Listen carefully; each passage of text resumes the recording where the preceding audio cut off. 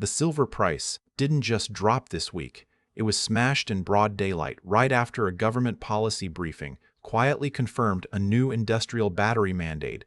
And while the headlines told you it was just another volatile day, I'm telling you now with absolute clarity that the banks are lying to you, because this was not a market reaction. It was a controlled detonation meant to scare retail out right before a lockout begins. And if that sounds dramatic, good.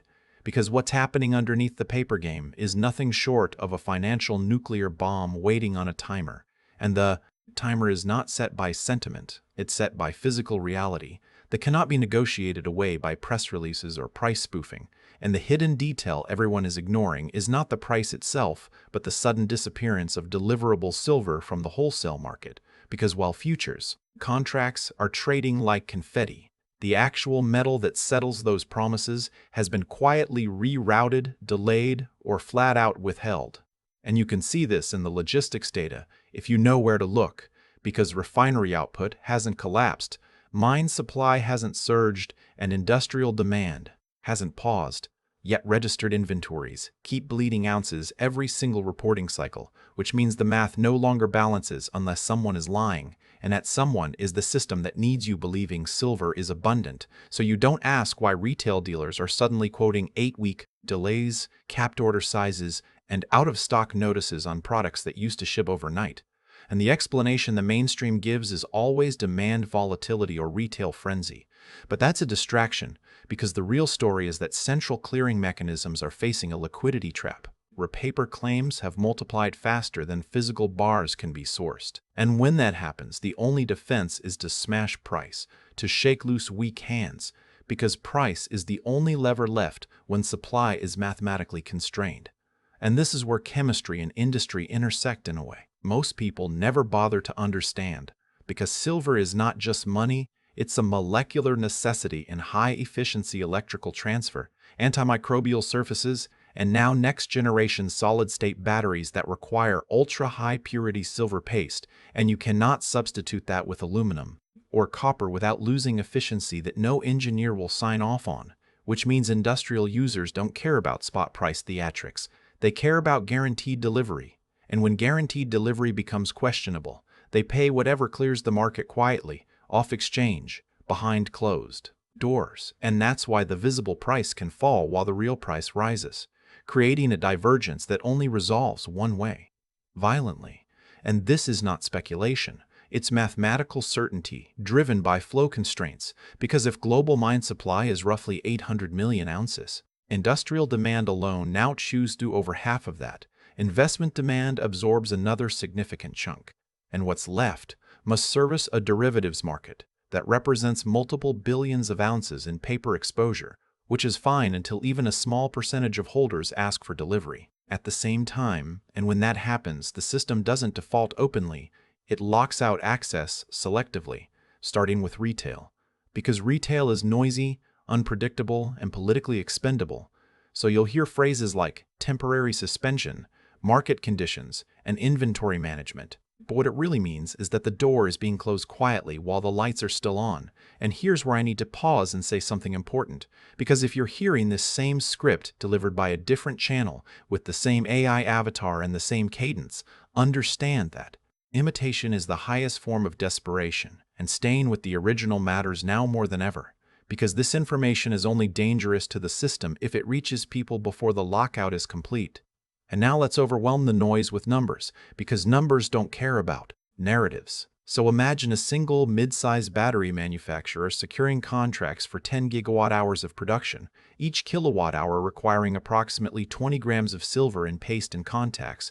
That's 200 metric tons of silver, or roughly 6.4 million ounces for one manufacturer. And now multiply that across automotive, grid storage, and defense applications responding to geopolitical war drums that demand redundancy and stockpiling. And suddenly, the annual surplus disappears on a spreadsheet before a single retail coin is minted.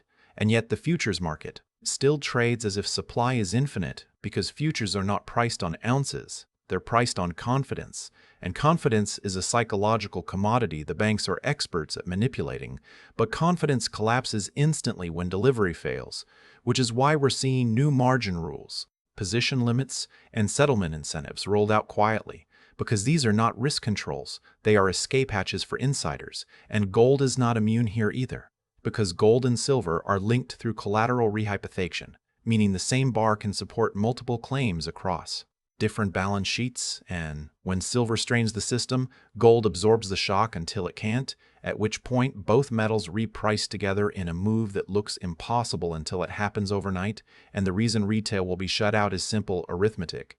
Because if even 5% of paper silver holders demanded delivery, the registered inventories would be vaporized instantly, triggering force majeure clauses that protect exchanges but destroy trust.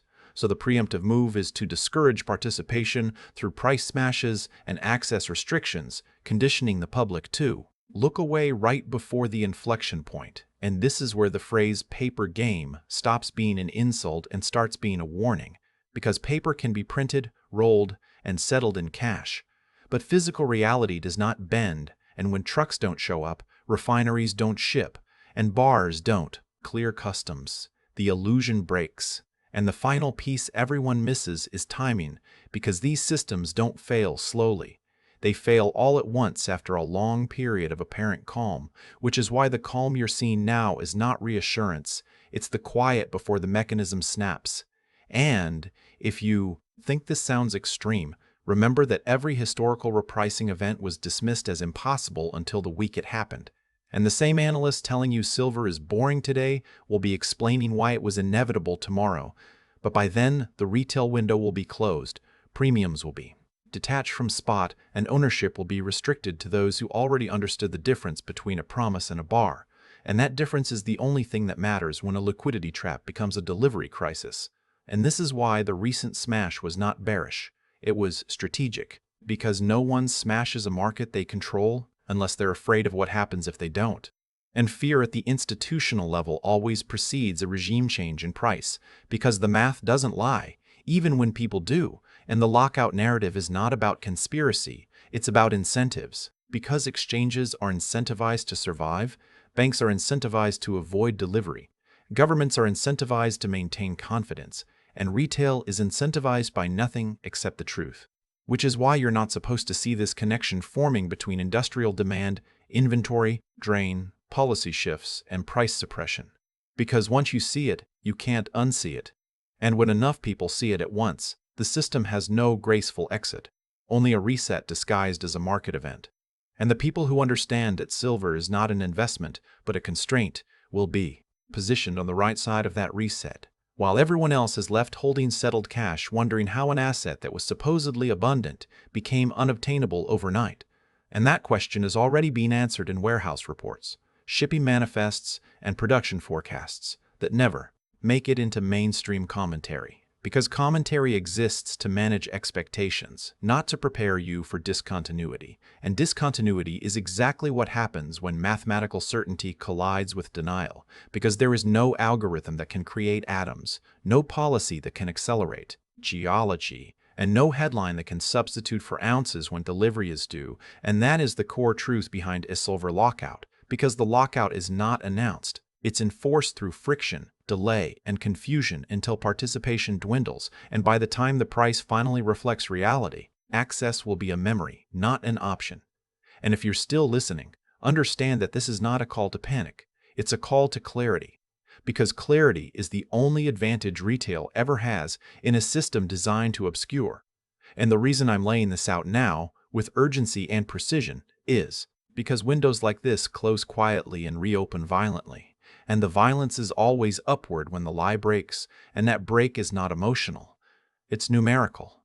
Because when obligations exceed resources by orders of magnitude, resolution is not optional. It's inevitable, and inevitability is the most dangerous word in finance, because it removes choice, compresses time, and exposes every false assumption at once.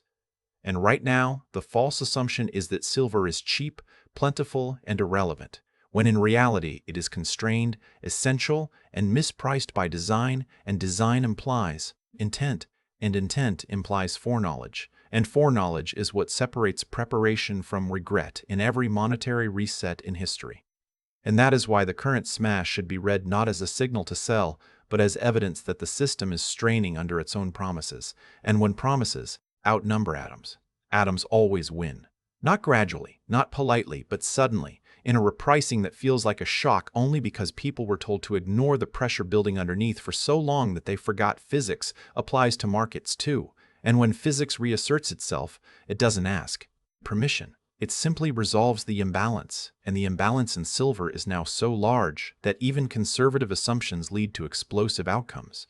Because if just one industrial sector increases allocation by a few percentage points, the entire investable float disappears, forcing rationing. That starts with retail exclusion and ends with price discovery at levels that seem absurd until you run the numbers yourself. And when you do, you realize the absurdity was believing the old price could last at all in a world that now consumes silver faster than it can be replaced. And that realization is the moment the narrative loses its grip. Because once you understand the lockout mechanism, every smash looks like a warning shot, every delay looks like a symptom, and every denial looks like confirmation.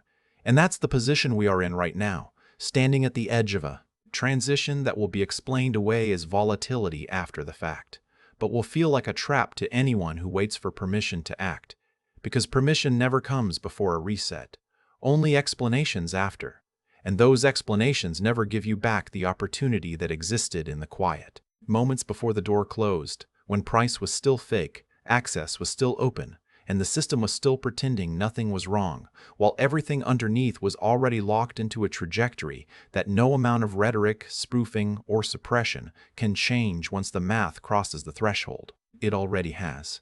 Before we go any further, lock this in your mind, because what I'm about to explain builds directly on what you already heard. And if you miss this connection, the entire mechanism stays invisible, because the silver lockout is not a future event. It is an active process unfolding in layers, and the next layer is psychological conditioning through volatility that appears random, but is anything but, because when prices are smashed repeatedly at key technical levels, it is not to discover value. It is to train behavior, and the behavior being trained is disengagement, apathy, and disbelief, which is exactly what you need from retail participants before you restrict access without causing outrage.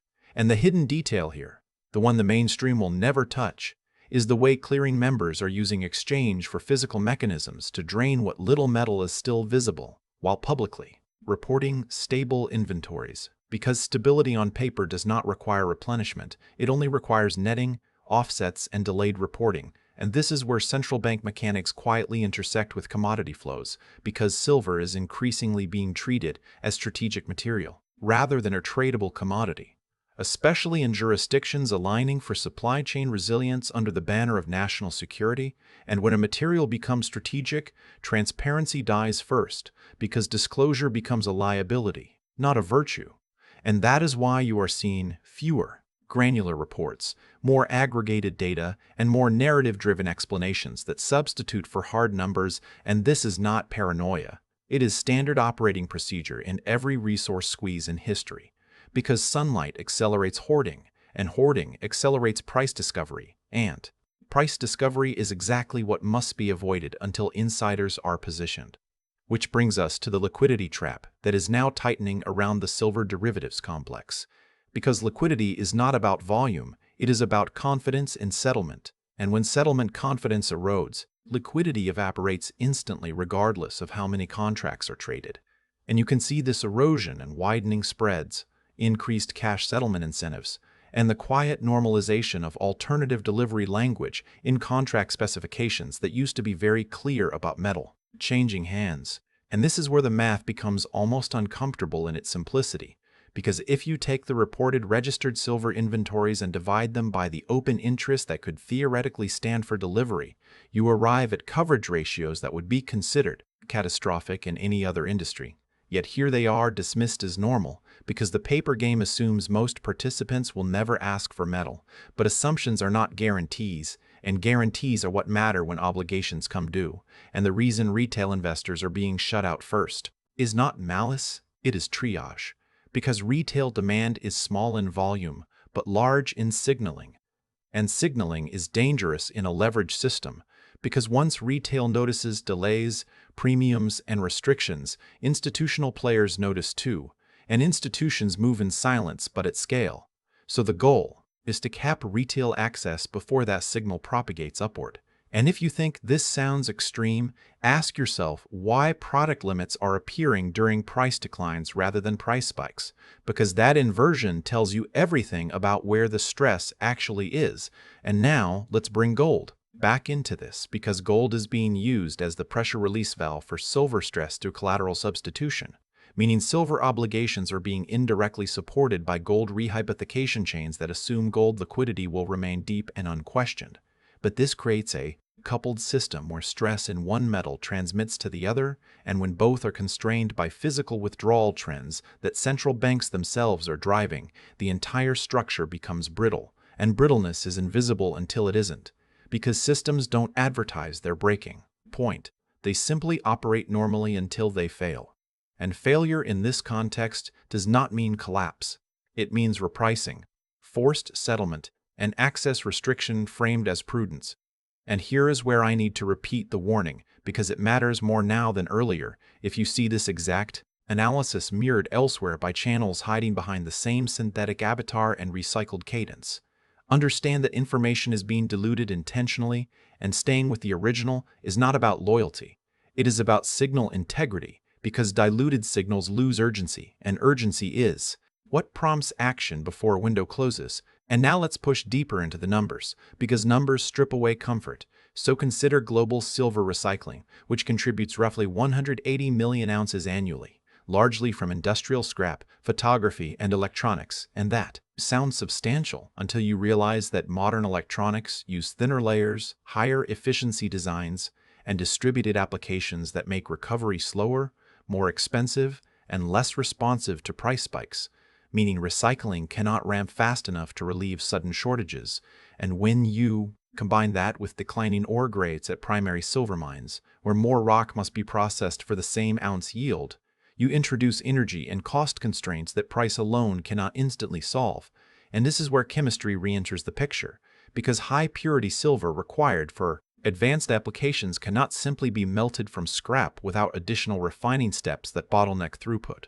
So even if scrap exists, usable silver does not materialize on demand, and this delay is fatal to just-in-time supply chains that now dominate manufacturing. Because just-in-time fails catastrophically when inputs are delayed, prompting manufacturers to overorder, stockpile, and bypass exchanges entirely, which further drains visible supply and accelerates the lockout effect. And this is not theory, it is already visible in procurement behavior that prioritizes long-term contracts over spot purchases, which again disconnects price from reality, because long-term contracts are negotiated off-screen, off-exchange, and off-narrative, and the mainstream never sees those numbers until they manifest as unexpected shortages, and by then the explanation will be framed as demand surprise rather than supply exhaustion. And exhaustion is the correct word here, because the system is exhausting its ability to pretend that paper claims equal metal. And exhaustion always precedes rupture, and rupture in markets looks like a sudden gap, not a smooth transition, which is why the smash patterns you are seeing now are not random. They are attempts to exhaust interest before rupture, because a rupture with participation is uncontrollable, while a rupture after disengagement can be managed, and management is the goal, not fairness. And this brings us to the concept of mathematical certainty, because certainty does not mean you know the day or the price. It means the outcome is constrained by inputs, and the inputs here are finite metal, rising non-discretionary demand, leveraged paper exposure, and declining transparency. And there is only one configuration. Those inputs can resolve into over time regardless of narratives, because narratives cannot add ounces to warehouses, and warehouses are the final arbiter of truth in commodity markets, not charts, not sentiment surveys, and not expert panels. And the reason this feels conspiratorial is because it involves incentives aligning behind the scenes. But incentives are not conspiracies, they are predictable forces, and when you understand those forces, you stop asking if something will happen and start asking how it will be framed after it does, and the framing will matter. Because framing determines who is blamed and who is forgiven, and retail is almost always blamed for speculation, even when retail had no access at the moment of repricing. And that is the quiet cruelty of lockouts, because they erase participation before assigning responsibility. And now let's talk about timing. Again, because timing is where people freeze, waiting for confirmation that never comes in advance. Because confirmation is retrospective by nature, and by the time confirmation appears, the opportunity has passed, and the only thing left is explanation. And explanations are cheap, but access is priceless, and access to silver is what is being rationed now through friction, not force, because friction is deniable, and deniability is essential to maintaining the illusion of free markets, and that illusion must be maintained until the last possible moment, because once it breaks, confidence breaks with it, and confidence is the true currency underpinning the paper game. And when confidence dies, settlement terms change overnight, and overnight changes are always framed as emergency measures, temporary, necessary, and stabilizing, even though they are none of those things for anyone outside the inner circle. And if this all feels heavy, it should, because gravity is the correct metaphor here, as mass accumulates invisibly until the structure can no longer support it, and then collapse or reconfiguration occurs, not because of malice, but because physics demands it, and silver is now massive in its importance relative to its visibility, which is why it is so dangerous to dismiss it as boring, because boring assets do not trigger emergency policy meetings, quiet regulatory adjustments, and synchronized price interventions, and those interventions are now happening more frequently, not less, which tells you stress is increasing, not resolving, and increasing stress in a system with declining slack always ends the same way, with a repricing that feels sudden but was inevitable, and inevitable is the word you should sit with, because inevitability removes the comfort of waiting, and waiting is the default behavior the system relies on from retail participants, and breaking that pattern is the only way retail ever avoids being last through the door, because the door does not close with an announcement, it closes with a delay, a restriction, a form, and an apology. And by the time you realize it is closed, the market has already moved to where access no longer matters to those who have it. And this is the core of the silver lockout thesis.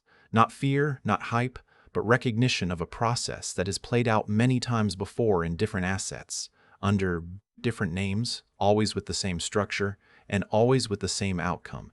And the only variable that ever changes is who pays attention early enough to act while acting still matters. This is where we end it.